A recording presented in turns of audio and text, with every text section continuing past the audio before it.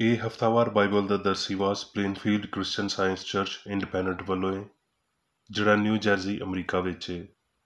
ਹੋਰ ਮਾਲੂਮਾਤ ਲਈ ਤੁਸੀਂ ਸਾਡੀ ਵੈਬਸਾਈਟ ਵੇਖੋ www.plainfieldcs.com। ਇਹ ਸਬਕ 24 ਜਨਵਰੀ 2021 ਐਤਵਾਰ ਦੇ ਦਿਨ ਹਫ਼ਤੇ ਦੇ ਅਖੀਰ ਉੱਤੇ ਤੁਹਾਡੇ ਪੜ੍ਹਨ ਲਈ ਤਿਆਰ ਕੀਤਾ ਗਿਆ ਹੈ।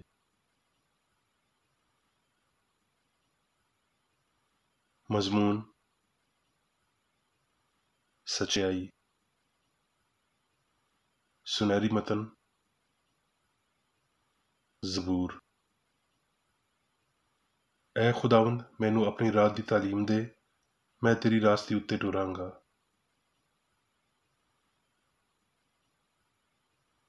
ਜਵਾਬੀ ਪੜ੍ਹਾਈ। ਜ਼ਬੂਰ। ਐ ਧਰਤੀ ਦੇ ਰਹਿਣ ਵਾਲਿਓ, ਸਾਰੇ ਖੁਦਾਵੰਦ ਦੇ ਹਜ਼ੂਰ ਖੁਸ਼ੀ ਦਾ ਨਾਅਰਾ ਮਾਰੋ। ਖੁਸ਼ੀ ਨਾਲ ਖੁਦਾਵੰਦ ਦੀ ਇਬਾਦਤ ਕਰੋ, ਗਾਉਂਦਿਆਂ ਹੋਏ ਉਹਦੇ ਹਜ਼ੂਰ ਹਾਜ਼ਰ ਹੋਵੋ। ਜਾਣ ਰੱਖੋ ਭਈ ਖੁਦਾਵੰਦ ਦੀ ਰੱਬ ਏ, ਉਹਨੇ ਹੀ ਸਾਨੂੰ ਜੰਮਿਆ ਤੇ ਅਸੀਂ ਉਹਦੇ ਹੀ ਹਾਂ। ਅਸੀਂ ਉਹਦੇ ਲੋਕੀ ਤੇ ਉਹਦੀ ਚਰਾਗਾਂ ਦੀਆਂ ਭੇਡਾਂ ਵਾਂ। ਸ਼ੁਕਰਗੁਜ਼ਾਰੀ ਕਰਦਿਆਂ ਹੋਏ ਉਹਦੇ ਫਾਟਕਾਂ ਵਿੱਚ ਤੇ ਹਮਦ ਕਰਦਿਆਂ ਹੋਏ ਉਹਦੀਆਂ ਬਾਰਗਾਹਾਂ ਵਿੱਚ ਦਾਖਲ ਹੋਵੋ। ਉਹਦਾ ਸ਼ੁਕਰ ਕਰੋ ਤੇ ਉਹਦੇ ਨਾਂ ਨੂੰ ਧੰਨ ਆਖੋ, ਕਿਉਂ ਜੇ ਰੱਬ ਭਲਾ ਏ, ਉਹਦੀ ਸ਼ਫਕਤ ਅਬਦੀ ਏ ਤੇ ਉਹਦੀ ਵਫਾਦਾਰੀ ਪੀੜ੍ਹੀ ਤੋਂ ਪੀੜ੍ਹੀ ਤੀਕਰ ਰਹਿੰਦੀ ਏ।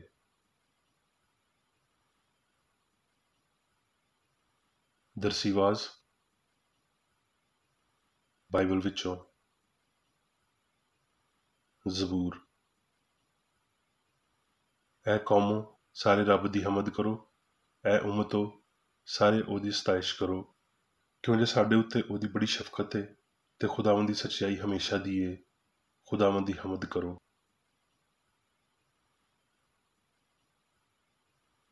ਸਲਾਤੀਨ। ਉਹਨਾਂ ਦਿਨਾਂ ਵਿੱਚ ਹੀ ਹਿਜ਼ਕੀਆ ਅਜਿਹਾ ਬਿਮਾਰ ਪਿਆ ਭਈ ਮਰਨ ਵਾਲਾ ਹੋ ਗਿਆ। ਤਦ ਯਸਾਇਆ ਨਬੀ ਆਮੂਸ ਦੇ ਪੁੱਤਰ ਨੇ ਉਹਦੇ ਕੋਲ ਆ ਕੇ ਉਹਨੂੰ ਆਖਿਆ, ਖੁਦਾਵੰਦ ਇੰਜ ਆਖਦਾ ਏ ਭਈ ਤੂੰ ਆਪਣੇ ਘਰ ਦਾ ਬੰਦੋਬਸਤ ਕਰ ਲੈ, ਕਿਉਂ ਜੇ ਤੂੰ ਮਰ ਜਾਵੇਂਗਾ ਤੇ ਬਚਣ ਵਾਲਾ ਨਹੀਂ। ਤਦ ਉਹਨੇ ਆਪਣਾ ਮੂੰਹ ਕੰਧ ਵੱਲ ਕਰਕੇ ਇਹ ਦੁਆ ਕੀਤੀ, ਭਈ ਐ ਖੁਦਾਵੰਦ, ਮੈਂ ਤੇਰੀ ਮਿੰਨਤ ਕਰਦਾ ਵਾਂ, ਯਾਦ ਕਰ ਭਈ ਮੈਂ ਤੇਰੇ ਸਾਹਮਣੇ ਸੱਚਾਈ ਤੇ ਪੂਰੇ ਦਿਲ ਨਾਲ ਟੁਰਦਾ ਰਿਹਾ ਵਾਂ, ਤੇ ਜੋ ਤੇਰੀ ਨਜ਼ਰ ਵਿੱਚ ਭਲਾ ਏ ਉਹੀ ਕੀਤਾ ਏ। ਤੇ ਹਿਜ਼ਕੀਆ ਫੁੱਟ ਫੁੱਟ ਕੇ ਰੋਇਆ। ਤੇ ਇੰਜ ਹੋਇਆ ਭਈ ਯਸਾਇਆ ਨਿਕਲ ਕੇ ਸ਼ਹਿਰ ਦੇ ਵਿਚਕਾਰ ਦੇ ਹਿੱਸੇ ਤਿੱਕਰ ਅਪੜਿਆ ਵੀ ਨਹੀਂ ਸੀ, ਭਈ ਖੁਦਾਵੰਦ ਦਾ ਕਲਾਮ ਉਹਦੇ ਉੱਤੇ ਉਤਰਿਆ, ਭਈ ਪਰਤ ਤੇ ਮੇਰੀ ਕੌਮ ਦੇ ਸਰਦਾਰ ਹਿਜ਼ਕੀਆ ਨੂੰ ਆਖ, ਭਈ ਖੁਦਾਵੰਦ ਤੇਰੇ ਪਿਓ ਦਾਦੇ ਦਾ ਰੱਬ ਇੰਜ ਆਖਦਾ ਏ, ਭਈ ਮੈਂ ਤੇਰੀ ਦੁਆ ਸੁਣੀ ਤੇ ਮੈਂ ਤੇਰੇ ਅਥਰੂ ਵੇਖੇ। ਵੇਖ, ਮੈਂ ਤੈਨੂੰ ਸ਼ਿਫਾ ਦੇਵਾਂਗਾ ਤੇ ਤੂੰ ਤੀਜੇ ਦਿਨ ਖੁਦਾਵੰਦ ਦੇ ਘਰ ਜਾਵੇਂਗਾ, ਤੇ ਮੈਂ ਤੇਰੀ ਉਮਰ 15 ਵਰ੍ਹੇ ਵਧਾ ਦੇਵਾਂਗਾ, ਤੇ ਮੈਂ ਤੈਨੂੰ ਤੇ ਇਸ ਸ਼ਹਿਰ ਨੂੰ ਅਸੂਰ ਦੇ ਬਾਦਸ਼ਾਹ ਦੇ ਹੱਥੋਂ ਬਚਾ ਲਵਾਂਗਾ, ਤੇ ਮੈਂ ਆਪਣੀ ਖਾਤਰ ਤੇ ਆਪਣੇ ਬੰਦੇ ਦਾਊਦ ਦੀ ਖਾਤਰ ਇਸ ਸ਼ਹਿਰ ਦੀ ਹਮਾਇਤ ਕਰਾਂਗਾ। ਤੇ ਯਸਾਇਆ ਨੇ ਆਖਿਆ, ਅੰਜੀਰਾਂ ਦੀ ਟਿੱਕੀ ਲਓ। ਉਹਨਾਂ ਨੇ ਉਹ ਲੈ ਕੇ ਉਹਨੂੰ ਫੋੜੇ ਉੱਤੇ ਬੰਨ੍ਹਿਆ। ਤਦ ਉਹ ਚੰਗਾ ਹੋ ਗਿਆ। ਤੇ ਯਸਾਇਆ ਨੇ ਹਿਜ਼ਕੀਆ ਨੂੰ ਪੁੱਛਿਆ, ਇਹਦਾ ਕੀ ਨਿਸ਼ਾਨ ਹੋਵੇਗਾ ਵੀ ਖੁਦਾਵੰਦ ਮੈਨੂੰ ਸਿਹਤ ਦੇਵੇਗਾ ਤੇ ਮੈਂ ਤੀਜੇ ਦਿਨ ਖੁਦਾਵੰਦ ਦੇ ਘਰ ਵਿੱਚ ਜਾਵਾਂਗਾ? ਯਸਾਇਆ ਨੇ ਜਵਾਬ ਦਿੱਤਾ, ਭਈ ਇਸ ਗੱਲ ਦਾ ਖੁਦਾਵੰਦ ਨੇ ਜਿਸ ਕੰਮ ਨੂੰ ਆਖਿਆ ਏ ਉਹਨੂੰ ਉਹ ਕਰੇਗਾ। ਖੁਦਾਵੰਦ ਵੱਲੋਂ ਇਹ ਤੇਰੇ ਲਈ ਨਿਸ਼ਾਨ ਹੋਵੇਗਾ, ਭਈ ਪਰਛਾਵੇਂ ਜਾਂ 10 ਦਰਜੇ ਅੱਗੇ ਨੂੰ ਜਾਣ ਜਾਂ 10 ਦਰਜੇ ਪਿਛਾਂ ਨੂੰ ਪਰਤਣ। ਤੇ ਹਿਜ਼ਕੀਆ ਨੇ ਆਖਿਆ, ਭਈ ਇਹ ਤੇ ਨਿੱਕੀ ਜਿਹੀ ਗੱਲ ਏ ਵੀ ਪਰਛਾਵੇਂ 10 ਦਰਜੇ ਅੱਗੇ ਨੂੰ ਜਾਣ, ਇਸ ਲਈ ਇੰਜ ਨਹੀਂ ਬਲਕਿ ਪਰਛਾਵੇਂ 10 ਦਰਜੇ ਪਿਛਾਂ ਨੂੰ ਪਰਤਣ। ਤਦ ਯਸਾਇਆ ਨਬੀ ਨੇ ਖੁਦਾਵੰਦ ਤੋਂ ਦੁਆ ਕੀਤੀ। ਤਦ ਉਹਨੇ ਪਰਛਾਵੇਂ ਨੂੰ ਆਖਜ਼ ਦੀ ਸ਼ਿਖਰ ਦੁਪਹਿਰ ਵਿੱਚ 10 ਦਰਜੇ ਯਾਨੀ ਜਿੰਨਾ ਉਹ ਢਲ ਗਿਆ ਸੀ ਓਨਾ ਹੀ ਪਿਛਾਂ ਨੂੰ ਪਰਤਾ ਦਿੱਤਾ।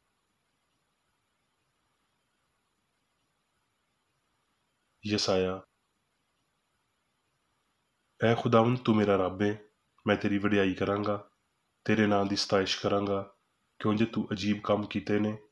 ਤੇਰੀਆਂ ਮਸਲਹਤਾਂ ਪੁਰਾਣੇ ਜ਼ਮਾਨੇ ਤੋਂ ਵਫਾਦਾਰੀ ਤੇ ਸਚਾਈ ਨੇ। ਉਹ ਮੌਤ ਹਮੇਸ਼ਾ ਲਈ ਨਿਸਤ ਕਰੇਗਾ ਤੇ ਖੁਦਾਵੰਦ ਰੱਬ ਸਾਰਿਆਂ ਦੇ ਮੁਖੜਿਆਂ ਤੋਂ ਅਥਰੂ ਪੂੰਝ ਦੇਵੇਗਾ ਤੇ ਆਪਣੇ ਲੋਕਾਂ ਦੀ ਬਦਨਾਮੀ ਪੂਰੀ ਧਰਤੀ ਤੋਂ ਮਿਟਾ ਦੇਵੇਗਾ, ਕਿਉਂ ਜੇ ਖੁਦਾਵੰਦ ਨੇ ਇਹ ਆਖਿਆ ਹੈ।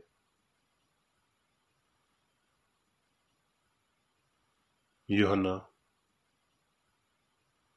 ਫਿਰ ਜਦ ਖੁਦਾਵੰਦ ਨੂੰ ਪਤਾ ਚੱਲਿਆ ਭਈ ਫਰੀਸੀਆਂ ਨੇ ਸੁਣਿਆ ਏ ਭਈ ਯਿਸੂ ਯੂਹੰਨਾ ਤੋਂ ਵੱਧ ਚੇਲੇ ਬਣਾਉਂਦਾ ਏ, ਤੇ ਬਪਤਿਸਮਾ ਦਿੰਦਾ ਹੈ ਤੇ ਉਹ ਯਹੂਦੀਆਂ ਨੂੰ ਛੱਡ ਕੇ ਫਿਰ ਗਲੀਲ ਨੂੰ ਟੁਰ ਗਿਆ ਤੇ ਉਹਨੇ ਸਾਮਰੀਆ ਵਿੱਚੋਂ ਹੋ ਕੇ ਜ਼ਰੂਰ ਜਾਣਾ ਸੀ।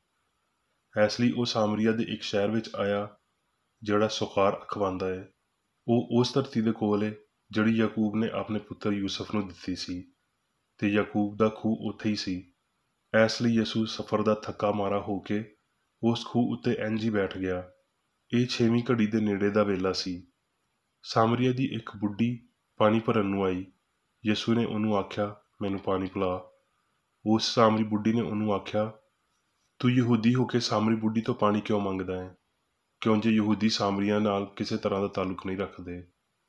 ਯਿਸੂ ਨੇ ਜਵਾਬ ਵਿੱਚ ਉਹਨੂੰ ਆਖਿਆ, ਜੇ ਤੂੰ ਖੁਦਾਵੰਦ ਦੀ ਦੇਣ ਨੂੰ ਜਾਣਦੀ, ਜਿਹੜਾ ਤੈਨੂੰ ਆਖਦਾ ਹੈ ਮੈਨੂੰ ਪਾਣੀ ਪਿਲਾ, ਤੇ ਤੂੰ ਉਹਦੇ ਤੋਂ ਮੰਗਦੀ ਤੇ ਉਹ ਤੈਨੂੰ ਹਯਾਤੀ ਦਾ ਪਾਣੀ ਦਿੰਦਾ। ਬੁੱਢੀ ਨੇ ਆਖਿਆ, ਐ ਖੁਦਾਵੰਦ, ਤੇਰੇ ਕੋਲ ਪਾਣੀ ਭਰਨ ਨੂੰ ਤੇ ਹੈ ਕੁਝ ਨਹੀਂ ਤੇ ਖੂਹ ਬਹੁਤ ਡੂੰਘਾ ਹੈ, ਤੇ ਫਿਰ ਉਹ ਹਯਾਤੀ ਦਾ ਪਾਣੀ ਤੇਰੇ ਕੋਲ ਕਿੱਥੋਂ ਆਇਆ? ਯਿਸੂ ਨੇ ਜਵਾਬ ਵਿੱਚ ਉਹਨੂੰ ਆਖਿਆ, ਜਿਹੜਾ ਕੋਈ ਇਸ ਪਾਣੀ ਵਿੱਚੋਂ ਪੀਂਦਾ ਏ ਉਹ ਫਿਰ ਤ੍ਰਿਆਇਆ ਹੋਵੇਗਾ, ਪਰ ਜਿਹੜਾ ਕੋਈ ਉਸ ਪਾਣੀ ਵਿੱਚੋਂ ਪੀਵੇਗਾ ਜਿਹੜਾ ਮੈਂ ਉਹਨੂੰ ਦੇਵਾਂਗਾ ਉਹ ਹਮੇਸ਼ਾ ਤੀਕਰ ਤ੍ਰਿਆਇਆ ਨਾ ਹੋਵੇਗਾ, ਬਲਕਿ ਜਿਹੜਾ ਪਾਣੀ ਮੈਂ ਉਹਨੂੰ ਦੇਵਾਂਗਾ ਉਹ ਉਹਦੇ ਵਿੱਚ ਇੱਕ ਚਸ਼ਮਾ ਬਣ ਜਾਵੇਗਾ ਜਿਹੜਾ ਹਮੇਸ਼ਾ ਦੀ ਹਯਾਤੀ ਤੀਕਰ ਜਾਰੀ ਰਹੇਗਾ। ਬੁੱਢੀ ਨੇ ਆਖਿਆ, ਐ ਖੁਦਾਵੰਦ, ਉਹ ਪਾਣੀ ਮੈਨੂੰ ਵੀ ਦੇ, ਤਾਂ ਜੋ ਮੈਂ ਨਾ ਕਦੀ ਤ੍ਰਿਆਈ ਹੋਵਾਂ ਤੇ ਨਾ ਕਦੀ ਪਾਣੀ ਭਰਨ ਨੂੰ ਇੱਥੇ ਆਵਾਂ। ਯਿਸੂ ਨੇ ਉਹਨੂੰ ਆਖਿਆ, ਜਾ ਆਪਣੇ ਬੰਦੇ ਨੂੰ ਇੱਥੇ ਬੁਲਾ ਕੇ ਲਿਆ। ਬੁੱਢੀ ਨੇ ਜਵਾਬ ਵਿੱਚ ਉਹਨੂੰ ਆਖਿਆ, ਮੈਂ ਬੇਸ਼ੌਹਰ ਹਾਂ। ਯਿਸੂ ਨੇ ਉਹਨੂੰ ਆਖਿਆ, ਤੂੰ ਠੀਕ ਆਖਿਆ ਭਈ ਮੈਂ ਬੇਸ਼ੌਹਰ ਹਾਂ, ਕਿਉਂ ਜੇ ਤੂੰ 5 ਬੰਦੇ ਕਰ ਚੁੱਕੀ ਹੈ ਤੇ ਜਿਹਦੇ ਕੋਲ ਹੋਣ ਹੈ ਉਹ ਤੇਰਾ ਬੰਦਾ ਨਹੀਂ, ਤੂੰ ਸੱਚ ਆਖਿਆ ਹੈ। ਬੁੱਢੀ ਨੇ ਆਖਿਆ, ਐ ਖੁਦਾਵੰਦ, ਮੈਨੂੰ ਲੱਗਦਾ ਹੈ ਭਈ ਤੂੰ ਨਬੀ ਹੈ। ਸਾਡੇ ਪਿਓ ਦਾਦੇ ਨੇ ਇਸ ਪਹਾੜ ਉੱਤੇ ਪ੍ਰਸਤਿਸ਼ ਕੀਤੀ ਤੇ ਤੂੰ ਆਖਦਾ ਹੈ ਭਈ ਉਹ ਥਾਂ ਜਿੱਥੇ ਪ੍ਰਸਤਿਸ਼ ਕਰਨੀ ਚਾਹੀਦੀ ਹੈ ਉਹ ਯਰੂਸ਼ਲਮ ਵਿੱਚ ਹੈ। ਯਿਸੂ ਨੇ ਉਹਨੂੰ ਆਖਿਆ, ਐ ਔਰਤ, ਮੇਰੀ ਗੱਲ ਦਾ ਯਕੀਨ ਕਰ ਭਈ ਉਹ ਵੇਲਾ ਆਉਂਦਾ ਹੈ ਭਈ ਤੁਸੀਂ ਨਾ ਇਸ ਪਹਾੜ ਉੱਤੇ ਪਿਓ ਦੀ ਪ੍ਰਸਤਿਸ਼ ਕਰੋਗੇ ਨਾ ਯਰੂਸ਼ਲਮ ਵਿੱਚ। ਅਸੀਂ ਜਿਹਨੂੰ ਜਾਣਦੇ ਹਾਂ ਉਹਦੀ ਪ੍ਰਸਤਿਸ਼ ਕਰਦੇ ਹਾਂ, ਕਿਉਂ ਜੇ ਮੁਕਤੀ ਯਹੂਦੀਆਂ ਵਿੱਚੋਂ ਹੈ।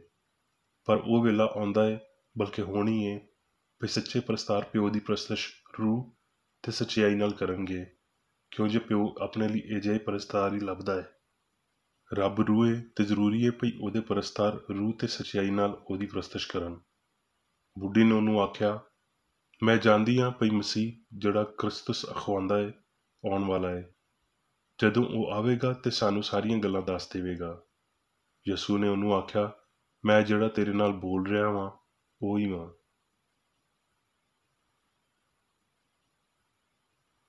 ਯੋਹੰਨਾ।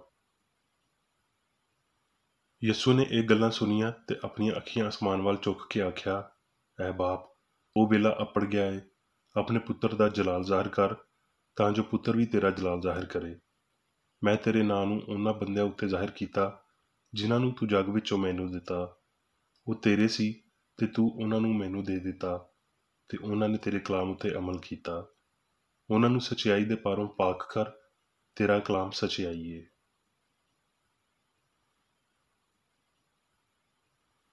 ਹੁਣ ਮੈਂ ਮੇਰੀ ਵੇਖ ਰੇਡੀ ਦੀ ਲਿਖੀ ਹੋਈ ਕ੍ਰਿਸਚਨ ਸਾਇੰਸ ਦੀ ਦਰਸੀ ਕਿਤਾਬ ਸਾਇੰਸ ਤੇ ਸਿਹਤ ਆਇਤਾਂ ਦੀ ਕੁੰਜੀ ਦੇ ਨਾਲ ਵਿੱਚੋਂ ਲਈਆਂ ਹੋਈਆਂ ਲਿਖਾਈਆਂ ਪੜਾਂਗਾ।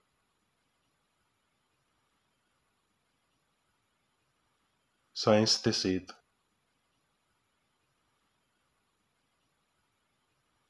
ਸੋਚਣ ਵਾਲਿਆਂ ਲਈ ਵੇਲਾ ਅੱਪੜ ਗਿਆ ਹੈ। ਸੱਚਾਈ, ਅਕੀਦਿਆਂ ਦੀ ਆਜ਼ਾਦੀ ਤੇ ਵੇਲੇ ਦੀ ਕਦਰ ਦੇ ਨਿਜ਼ਾਮ ਇਨਸਾਨੀਅਤ ਦੇ ਆਸਤਾਨੇ ਉੱਤੇ ਦਸਤਕ ਦਿੰਦੇ ਨੇ। ਮਾਜ਼ੀ ਦੀ ਕਨਾਤ ਤੇ ਮਾਦਾ ਪ੍ਰਸਤੀ ਦੀ ਠੰਡੀ ਤਕਲੀਦ ਮੁੱਕ ਰਹੀ ਏ। ਰੱਬ ਤੋਂ ਲਾਇਲਮੀ ਹੋਰ ਈਮਾਨ ਦੇ ਰਸਤੇ ਦਾ ਪੱਥਰ ਨਹੀਂ ਰਹੀ। ਵਫਾਦਾਰੀ ਦੀ ਵਾਹਦ ਜ਼ਮਾਨਤ ਉਸ ਹਸਤੀ ਦੇ ਬਾਰੇ ਦਰੁਸਤ ਸਿਆਣ ਏ ਜਿਹਨੂੰ ਚੰਗੇ ਤਰੀਕੇ ਨਾਲ ਜਾਣਨਾ ਹੀ ਹਮੇਸ਼ਾ ਦੀ ਹਯਾਤੀ ਏ। ਭਾਵੇਂ ਸਲਤਨਤਾਂ ਬਰਬਾਦ ਹੋ ਜਾਂਦੀਆਂ ਨੇ, ਪਰ ਖੁਦਾਵੰਦ ਹਮੇਸ਼ਾ ਤੀਕਰ ਸਲਤਨਤ ਕਰੇਗਾ।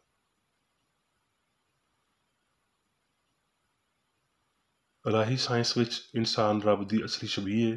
ਇਲਾਹੀ ਫਿਤਰਤ ਨੂੰ ਮਸੀਹ ਯਸੂ ਵਿੱਚ ਬਹੁਤ ਚੰਗੇ ਤਰੀਕੇ ਨਾਲ ਬਿਆਨ ਕੀਤਾ ਗਿਆ ਹੈ, ਜਿਨ੍ਹੇ ਇਨਸਾਨਾਂ ਉੱਤੇ ਰੱਬ ਦੀ ਬਹੁਤ ਮੁਨਾਸਬ ਅਕਾਸੀ ਜ਼ਾਹਿਰ ਕੀਤੀ ਤੇ ਮਾੜੀ ਸੋਚ ਦੇ ਨਮੂਨੇ ਤੋਂ ਵੱਡੀ ਮਿਆਰੀ ਜ਼ਿੰਦਗੀ ਫਰਾਹਮ ਕੀਤੀ।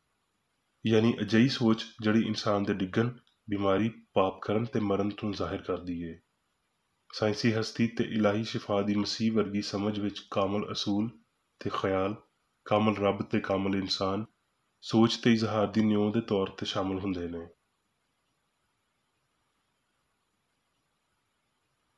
ਇੱਕ ਇਨਸਾਨੀ ਅਕੀਦੇ ਉੱਤੇ ਭਰੋਸੇ ਦੇ ਪਾਰੋਂ ਸੱਚਾਈ ਨੂੰ ਲੱਭਣਾ ਲਾਮਤਨਾਹੀ ਨੂੰ ਸਮਝਣਾ ਨਹੀਂ ਹੈ।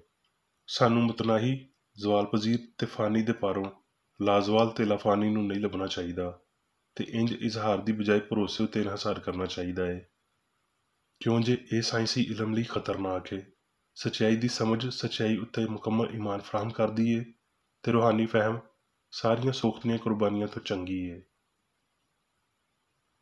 ਮਾਲਕ ਨੇ ਆਖਿਆ, ਕੋਈ ਮੇਰੇ ਵਸੀਲੇ ਤੋਂ ਬਗੈਰ ਪਿਓ ਹਸਤੀ ਦੇ ਇਲਾਹੀ ਅਸੂਲ ਦੇ ਕੋਲ ਨਹੀਂ ਆਉਂਦਾ, ਯਾਨੀ ਮਸੀਹ ਹਯਾਤੀ ਸੱਚਾਈ ਤੇ ਪਿਆਰ ਦੇ ਬਗੈਰ, ਕਿਉਂ ਜੇ ਮਸੀਹ ਆਖਦਾ ਹੈ ਭਈ ਰਾਹ ਮੈਂ ਵਾਂ। ਉਸ ਅਸਲੀ ਇਨਸਾਨ ਯਾਨੀ ਯਸੂ ਦੇ ਪਾਰੋਂ ਤਬੀਬ ਦੇ ਅਸਬਾਬਾਂ ਨੂੰ ਪਹਿਲੇ ਦਰਜੇ ਤੋਂ ਅਖੀਰੀ ਤੀਕਰ ਕਰ ਦਿੱਤਾ ਗਿਆ ਸੀ। ਉਹ ਜਾਣਦਾ ਸੀ ਭਈ ਇਲਾਹੀ ਅਸੂਲ ਯਾਨੀ ਪਿਆਰ ਉਹਨਾਂ ਸਾਰਿਆਂ ਨੂੰ ਖਲਕ ਕਰਦਾ ਤੇ ਉਹਦੇ ਉੱਤੇ ਹੁਕਮਰਾਨੀ ਕਰਦਾ ਹੈ ਜੋ ਅਸਲੀ ਹੈ।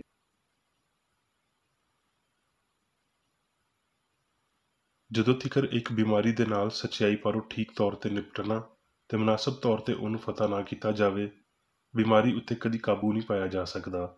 ਜੇ ਰੱਬ ਗੁਨਾਹ, ਬਿਮਾਰੀ ਤੇ ਮੌਤ ਨੂੰ ਤਬਾਹ ਨਹੀਂ ਕਰਦਾ ਤੇ ਉਹ ਇਨਸਾਨੀ ਸਿਆਣ ਵਿੱਚ ਤਬਾਹ ਨਹੀਂ ਹੁੰਦੇ, ਬਲਕਿ ਇਸ ਨਾਮ ਨਿਹਾਦ ਸਿਆਣ ਨੂੰ ਲਾਫਾਨੀ ਵਿਖਾਈ ਦੇਣ ਲੱਗਦੇ ਨੇ। ਜਿਹੜਾ ਰੱਬ ਨਹੀਂ ਕਰ ਸਕਦਾ, ਇਨਸਾਨ ਨੂੰ ਉਹ ਕੰਮ ਕਰਨ ਦੀ ਕੋਸ਼ਿਸ਼ ਕਰਨ ਦੀ ਜ਼ਰੂਰਤ ਨਹੀਂ।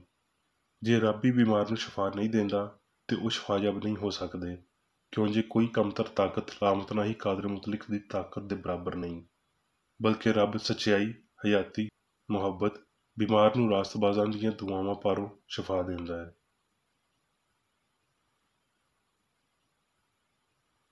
ਸਾਕਨ ਹੋਣਾ ਤੇ ਦਰਮਿਆਨੀ ਰਾਹ ਅਪਣਾਣਾ ਜਾਂ ਰੂਹ ਤੇ ਮਾਦੇ, ਸੱਚਾਈ ਤੇ ਗਲਤੀ ਨਾਲ ਇਕੱਠੇ ਕੰਮ ਕਰਨ ਦੀ ਉਮੀਦ ਰੱਖਣਾ ਅਕਲਮੰਦੀ ਨਹੀਂ। ਰਾਹ ਹੈ ਪਰ ਸਿਰਫ ਇੱਕ, ਯਾਨੀ ਰੱਬ ਤੇ ਉਹਦਾ ਖਿਆਲ ਜਿਹੜਾ ਰੂਹਾਨੀ ਹਸਤੀ ਵੱਲ ਰਹਿਨੁਮਾਈ ਕਰਦਾ ਹੈ। ਬਦਨ ਉੱਤੇ ਸਾਇੰਸੀ ਹੁਕਮਰਾਨੀ ਇਲਾਹੀ ਸਿਆਣ ਦੇ ਪਾਰੋਂ ਹਾਸਲ ਹੋਣੀ ਚਾਹੀਦੀ ਹੈ। ਕਿਸੇ ਦੂਜੇ ਤਰੀਕੇ ਨਾਲ ਬਦਨ ਉੱਤੇ ਕਾਬੂ ਪਾਣਾ ਨਾਮੁਮਕਿਨ ਹੈ। ਇਸ ਬੁਨਿਆਦੀ ਨੁਕਤੇ ਉੱਤੇ ਕਮਜ਼ੋਰ ਕਦਾਮਤ ਪਸੰਦੀ ਬਿਲਕੁਲ ਨਾਕਾਬਲੇ ਕਬੂਲ ਹੈ। ਸੱਚਾਈ ਉੱਤੇ ਸਿਰਫ ਇੰਤਹਾਈ ਭਰੋਸੇ ਦੇ ਪਾਰੋਂ ਹੀ ਸਾਇੰਸੀ ਸ਼ਫਾਈਆ ਕੂਵਤ ਨੂੰ ਮਹਿਸੂਸ ਕੀਤਾ ਜਾ ਸਕਦਾ ਹੈ।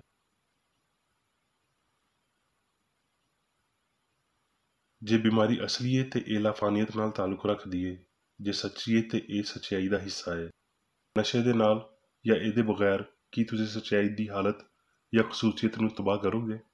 ਪਰ ਜੇ ਪਾਪ ਤੇ ਬਿਮਾਰੀ ਵਹਿਮ ਨੇ ਤੇ ਐਸ ਫਾਨੀ ਸੁਪਨੇ ਜਾਂ ਵਹਿਮ ਤੋਂ ਜਾਗਣਾ ਸਾਨੂੰ ਸਿਹਤਮੰਦੀ, ਪਾਕੀਜ਼ਗੀ ਤੇ ਲਾਫਾਨੀਅਤ ਦਿੰਦਾ ਹੈ। ਇਹ ਜਾਗਣਾ ਮਸੀਹ ਦਾ ਆਉਣਾ ਹੈ, ਸੱਚਾਈ ਦਾ ਵੇਲੇ ਤੋਂ ਪਹਿਲਾ ਇਜ਼ਹਾਰ ਜਿਹੜਾ ਗਲਤੀ ਨੂੰ ਬਾਹਰ ਕੱਢਦਾ ਤੇ ਬਿਮਾਰ ਨੂੰ ਠੀਕ ਕਰ ਦਿੰਦਾ ਹੈ। ਇਹ ਉਹ ਮੁਕਤੀ ਹੈ ਜਿਹੜੀ ਰੱਬ, ਇਲਾਹੀ ਅਸੂਲ, ਉਸ ਮੁਹੱਬਤ ਪਾਰੋਂ ਮਿਲਦੀ ਹੈ ਜਿਹਨੂੰ ਯਸੂ ਨੇ ਜ਼ਾਹਿਰ ਕੀਤਾ ਹੈ।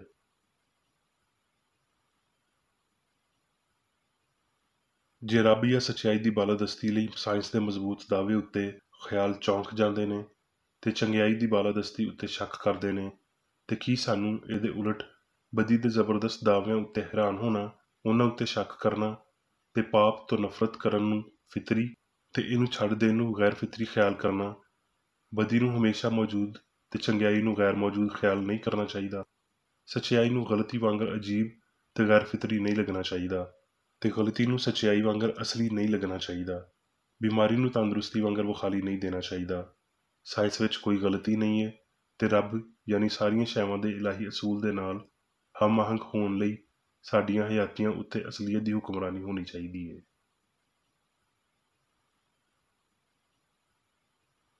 ਸ਼ਫਾਈਆ ਸਿਆਣ ਦੀ ਸਾਇੰਸ ਕਿਸੇ ਕਮਜ਼ੋਰ ਲਈ ਇਹ ਹੋਣਾ ਨਾਮੁਮਕਿਨ ਬਿਆਨ ਕਰਦੀ ਹੈ, ਜਦਕਿ ਸਿਆਣ ਲਈ ਇਹਦੀ ਅਸਲ ਤਸਦੀਕ ਕਰਨਾ ਜਾਂ ਇਨਸਾਨ ਦੀ ਅਸਲੀ ਹਾਲਤ ਨੂੰ ਜ਼ਾਹਿਰ ਕਰਨਾ ਮੁਮਕਿਨ ਪੇਸ਼ ਕਰਦੀ ਹੈ। ਇਸ ਲਈ ਸਾਇੰਸ ਦਾ ਇਲਾਹੀ ਅਸੂਲ ਬਦਨੀ ਹਿੱਸਿਆਂ ਦੀ ਗਵਾਹੀ ਨੂੰ ਬਦਲਦਿਆਂ ਹੋਏ ਇਨਸਾਨ ਨੂੰ ਬਤੌਰ ਸੱਚਾਈ, ਹਮਾਂਗੀ ਦੇ ਨਾਲ ਮੌਜੂਦ ਹੋਣਾ ਜ਼ਾਹਿਰ ਕਰਦਾ ਹੈ, ਜਿਹੜਾ ਸਿਹਤ ਦੀ ਕੱਲੀ ਨਿਉ ਹੈ। ਤੇ ਇੰਜ ਸਾਇੰਸ ਸਾਰੀ ਬਿਮਾਰੀ ਤੋਂ ਇਨਕਾਰ ਕਰਦੀ, ਬਿਮਾਰ ਨੂੰ ਸ਼ਿਫਾ ਦਿੰਦੀ, ਝੂਠੀ ਗਵਾਹੀ ਨੂੰ ਬਰਬਾਦ ਕਰਦੀ ਤੇ ਮਾਦੀ ਮੰਤਕ ਦੀ ਤਰਦੀਦ ਕਰਦੀ ਹੈ।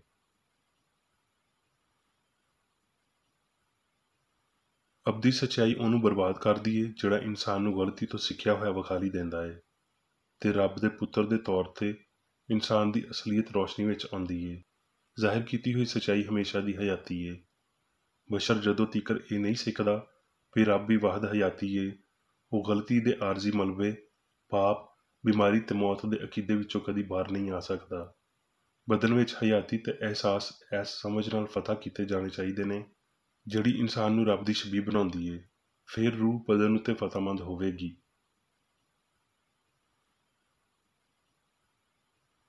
ਕਿਉਂ ਜੇ ਸੱਚਾਈ ਲਾਮਹਿਦੂਦ, ਗਲਤੀ ਨੂੰ ਅਦਮ ਸਮਝਿਆ ਜਾਣਾ ਚਾਹੀਦਾ ਹੈ। ਕਿਉਂ ਜੇ ਸੱਚਾਈ ਚੰਗਿਆਈ ਵਿੱਚ ਕਾਦਰ ਮੁਤਲਕ ਏ, ਗਲਤੀ ਸੱਚਾਈ ਦੇ ਖਿਲਾਫ ਕੋਈ ਤਾਕਤ ਨਹੀਂ ਰੱਖਦੀ। ਸਾਇੰਸ ਤੋਂ ਮੁਤਹਰਕ ਇਤਮਾਦ ਇਸ ਸੱਚਾਈ ਵਿੱਚ ਲੁਕਿਆ ਏ ਵੀ ਸੱਚਾਈ ਅਸਲੀ ਏ ਤੇ ਗਲਤੀ ਗੈਰ ਹਕੀਕੀ ਏ। ਗਲਤੀ ਸੱਚਾਈ ਦੇ ਸਾਹਮਣੇ ਡਰਪੋਕ ਏ। ਇਲਾਹੀ ਸਾਇੰਸ ਇਹਦੇ ਤੇ ਜ਼ੋਰ ਦਿੰਦੀ ਏ ਵੀ ਵੇਲਾ ਇਹ ਸਭ ਕੁਝ ਸਾਬਤ ਕਰੇਗਾ। ਸੱਚਾਈ ਤੇ ਗਲਤੀ ਦੋਵੇਂ ਇਨਸਾਨ ਦੀ ਸੋਚ ਤੋਂ ਕਿਤੇ ਬਹੁਤੇ ਨੇੜੇ ਹੋਏ ਨੇ ਤੇ ਸੱਚਾਈ ਫੇਰ ਵੀ ਵਾਜ਼ਹਤਰ ਹੁੰਦੀ ਜਾਵੇਗੀ ਕਿਉਂ ਜੇ ਗਲਤੀ ਆਪਣੇ ਆਪ ਨੂੰ ਬਰਬਾਦ ਕਰਨ ਵਾਲੀ ਏ। ਸੀਨਾ ਦੇ ਪਹਾੜ ਦੀ ਗਰਜ ਤੇ ਪਹਾੜੀ ਆਵਾਜ਼ ਆਪਣੀ ਰਾਹ ਵਿੱਚ ਸਾਰੀ ਗਲਤੀ ਨੂੰ ਮੁਲਾਮਤ ਕਰਦਿਆਂ ਹੋਏ ਤੇ ਧਰਤੀ ਉੱਤੇ ਅਸਮਾਨ ਦੀ ਬਾਦਸ਼ਾਹੀ ਦੀ ਮੁਨਾਦੀ ਕਰਦਿਆਂ ਹੋਏ ਜ਼ਮਾਨਿਆਂ ਨੂੰ ਦਬਾ ਰਹੇ ਨੇ ਜਾਂ ਦਬਾ ਲੈਣਗੇ, ਇਹ ਜ਼ਾਹਿਰ ਹੋ ਗਿਆ ਹੈ। ਬਸ ਇਹਦੇ ਉੱਤੇ ਅਮਲ ਕਰਨ ਦੀ ਲੋੜ ਹੈ।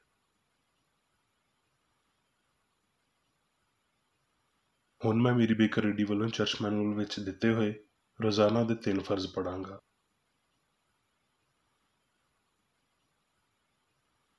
ਰੋਜ਼ਾਨਾ ਦੀ ਦੁਆ।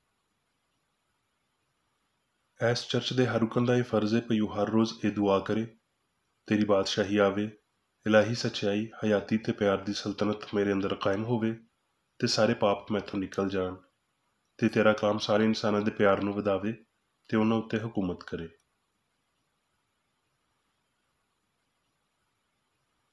ਮਕਸਦਾਂ ਤੇ ਕੰਮਾਂ ਦਾ ਇੱਕ ਅਸੂਲ। ਨਾ ਕੋਈ ਮੁਖਾਲਫਤ ਤੇ ਨਾ ਕੋਈ ਜ਼ਾਤੀ ਤਾਲੁਕ ਮਾਦਰੀ ਚਰਚ ਦੇ ਕਿਸੇ ਰੁਕਨ ਦੇ ਮਕਸਦਾਂ ਜਾਂ ਕੰਮਾਂ ਉੱਤੇ ਅਸਰ ਕਰਨੇ ਚਾਹੀਦੇ। ਸਾਇੰਸ ਵਿੱਚ ਬਸ ਇਲਾਹੀ ਪਿਆਰ ਹੀ ਹਕੂਮਤ ਕਰਦਾ ਹੈ ਤੇ ਇੱਕ ਮਸੀਹੀ ਸਾਇੰਸਦਾਨ ਪਾਪ ਨੂੰ ਰੱਦ ਕਰਦਿਆਂ ਹੋਏ ਸੁੱਚੀ ਭਰਾਬੰਦੀ, ਖੈਰਾਤ ਪਸੰਦੀ ਤੇ ਮਾਫੀ ਨਾਲ ਪਿਆਰ ਦੀਆਂ ਮਿੱਠੀਆਂ ਸੱਚਾਈਆਂ ਦਾ ਪਰਛਾਵਾਂ ਬਣਦਾ ਹੈ। ਇਸ ਚਰਚ ਦੇ ਸਾਰੇ ਰੁਕਨਾਂ ਨੂੰ ਸਾਰੇ ਪਾਪਾਂ ਤੋਂ, ਗਲਤ ਤਰ੍ਹਾਂ ਦੀਆਂ ਪੇਸ਼ਨਗੋਈਆਂ, ਮੁਨਸਫੀਆਂ, ਮੁਜ਼ਮਤਾਂ, ਸਲਾਹਾਂ, ਗਲਤ ਅਸਰਾਂ ਨੂੰ ਲੈਣ ਤੇ ਗਲਤ ਅਸਰ ਦੇਣ ਤੋਂ ਆਜ਼ਾਦ ਰਹਿਣ ਲਈ ਹਰ ਰੋਜ਼ ਖਿਆਲ ਰੱਖਣਾ ਚਾਹੀਦਾ ਹੈ ਤੇ ਦੁਆ ਕਰਨੀ ਚਾਹੀਦੀ ਹੈ।